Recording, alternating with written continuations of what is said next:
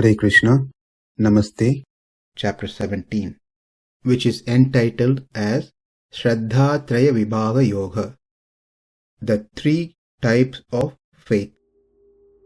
Sloka 5 and 6. Aśāstra-vihitaṁ ghoraṁ tapyante ye tapo janāḥ dambhāhaṅkāra-saṁyuktāḥ kāma-rāga-balānvitāḥ karṣayantaḥ śarīra-sthaṁ bhūta-grāmam acetasaḥ caivāntaḥ śarīra-sthaṁ tān viddhy āsura-niścayān. From previous slokas, we know that Krishna did not answer Arjuna's question. Rather, he went about saying three types of Shraddha. This reminds us the dialogues happened between Dhritarashtra and Sanjaya in the first chapter. Dhritarashtra asked, "My sons and Pandu's sons are gathered in Kurukshetra. What were they doing?" He knows very well they are going to fight.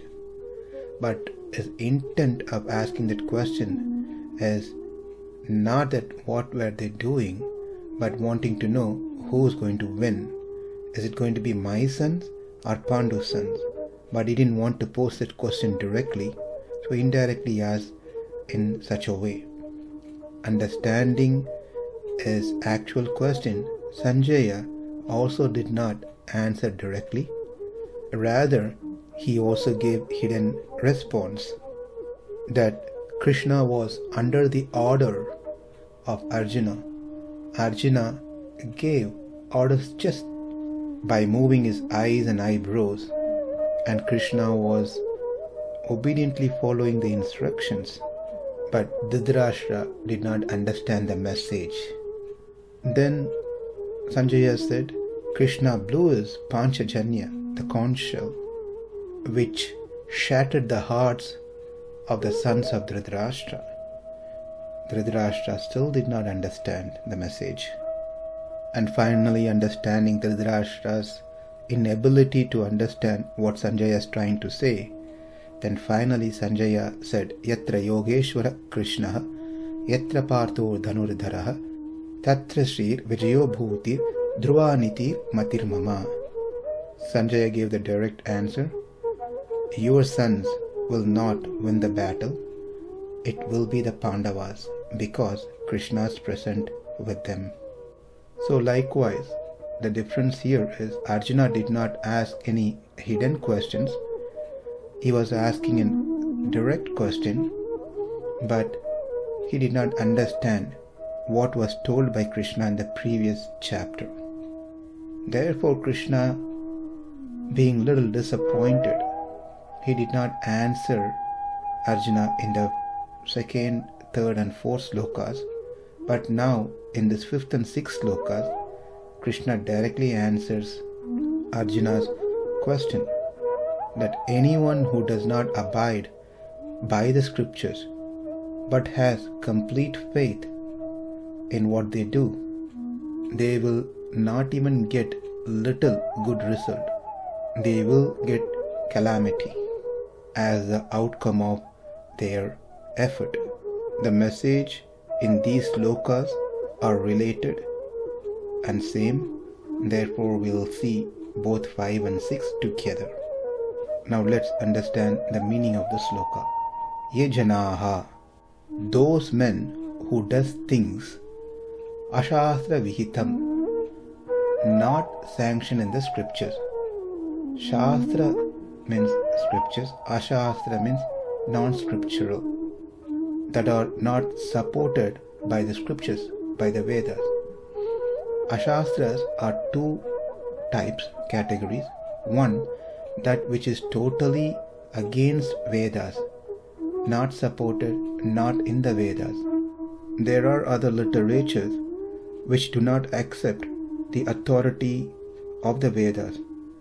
For example, Bhautas, Jaina, Sankhya, may define such practices which are not in the Vedas. And the second category of aśāstram are those which are mentioned in the Vedas, but it is not followed as it is prescribed, instructed in the Vedas. For example, certain practices should be done by a qualified person, a certain time, certain place, with certain materials. When someone does not follow this, someone does who's unqualified, not done in the right time as it is mentioned in the Vedas, not doing in the right place as mentioned in the Vedas, not using the right materials for the yaga yajna as prescribed in the Vedas, and not following the right procedures as mentioned in the Vedas, etc. If that is not followed, if these things are not followed, then that is also considered aśāstra. So two type of aśāstra: one which is totally not in the Vedas, not supported by the Vedas; number two, which is supported by the Vedas but not done rightly. Both are considered aśāstra. Ye janāḥ aśāstra-vihitaṁ ghoraṁ tapah, harmful, terrible penance. Something to be noted here, quite interesting. Arjuna, in his question in the first sloka, he mentioned yajante śarīra-sthaṁ. He says yajante, that is yaha, yajna, homa, like that. Whereas Krishna in his response, he doesn't say yajante, rather he uses tapaha. Instead of saying yaha yajna, Krishna says tapaha. That is because tapa is much more involved, very exerting than the yaha. What Krishna is trying to say is not just yaha, homa, even tapaha, which involves more penance and austerity, which is done out of the scriptures, do not give any result. Dambha, aiming to create an image of being a virtuous person with pride. Ahaṅkāra, egoism. Saṁyuktāḥ, filled with. We learned this dambham, ahaṅkāra in the 16th chapter, 4th sloka. Dambho darpa abhimanascha, krodha parusham evacha, ajñānam chapi chatasya, partha sampadam āsurim. Please recollect what we studied there about dambha and ahaṅkāra. Kāma-rāga, desire and attachment, that's prompted by desire for fruits of their own choice. Balānvitāḥ, possessing the strength as well. When Kama and Raga are with a normal person who doesn't have strength, then there is no issue. But when Kama and Raga is with someone who has more strength, then it is dangerous because they will misuse it. śarīra-sthaṁ, constituting their body. bhūta-grāmam, the combination of 5 material elements, the panchabhuta. karṣayantaḥ, tormenting. They torment their body, which is made of 5 elements. There are people who in the name of religion has some practices which are not mentioned in the scriptures, like carrying a fire pot, walking on the fire, piercing their body with needles and hooks to pull something, with sharp objects beating their chest. These are terrible practices, penances. Those practices are aśāstra, not prescribed in the scriptures. It is very simple to understand. A mother will not ask her child to do some terrifying penance to get the child's next meal. Likewise, God will never ask his children to torment their body to attain something. God is much more compassionate than anyone else. He is very merciful. Why would he ever ask his children to do such horrifying things? Rather, all he expects from us is bhakti, our love, our devotion to him, sharanagati, surrendering to him, as he has recommended in the Shastras. That's all. As simple as that. We don't need to invent anything new with an idea of impressing God. God will be simply pleased if we abide to his instructions that's given in the scriptures. And another point to be noted here is the Lord resides within every one of us. Wherever the Lord resides, that place is considered to be temple. That means our body is a temple which is hosting the Supreme Lord. Then how can I torture my body with such practices? Hearing this, one may say, well, that is why I do not practice Ekadeshi, because it's fasting, it's torturing the body. Rather, one should eat on Ekadeshi to keep the body happy. Well, there are certain penances. It's been recommended in the Shastra. Not following those penances that's recommended in the Shastra is also aśāstra-vihitaṁ, going against the Shastra. Shastras are our mother. The mother that we have now can only take care of this body as long as I am in this body. But Shastras are equal to hundreds and thousands of mother, which takes care of our Atma, along with many bodies that we take.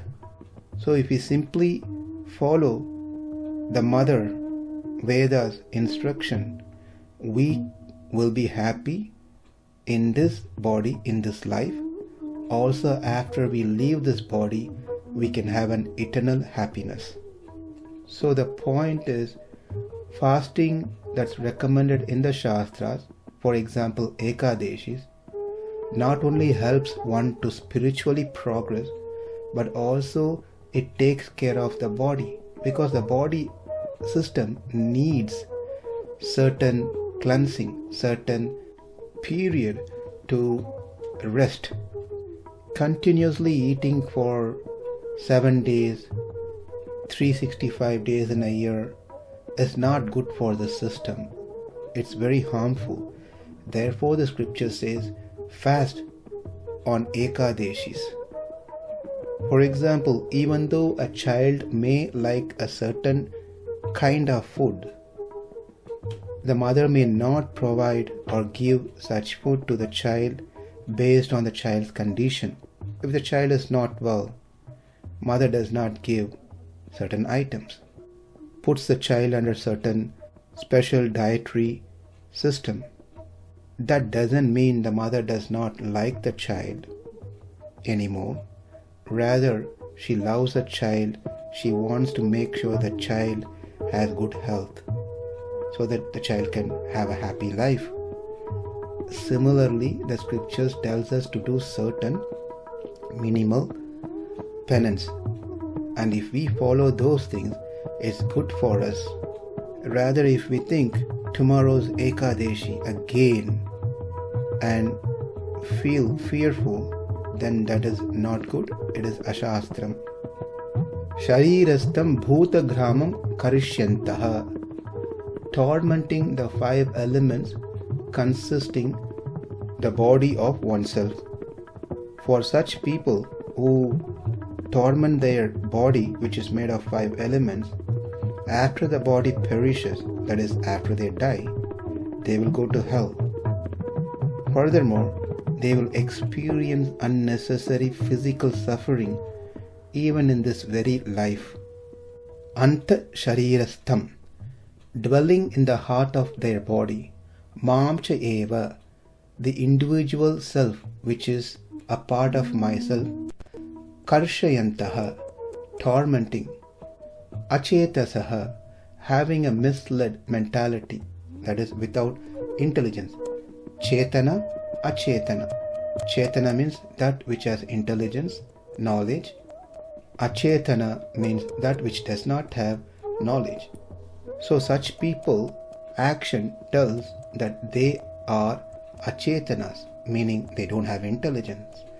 Tapyante, undergo practice. Than, them, āsura-niścayān, as possessing demoniac resolve, as stated earlier in previous slokas. Viddhy, understand. Arjuna. Translation: those who undergo severe austerities and penances not recommended in the scriptures, performing them out of pride and egoism, who are impelled by lust and attachment, who are foolish and who torture the material elements of the body as well as the Supersoul dwelling within, are to be known as demons. We'll see more details on this in our next session. Namaste. Hare Krishna.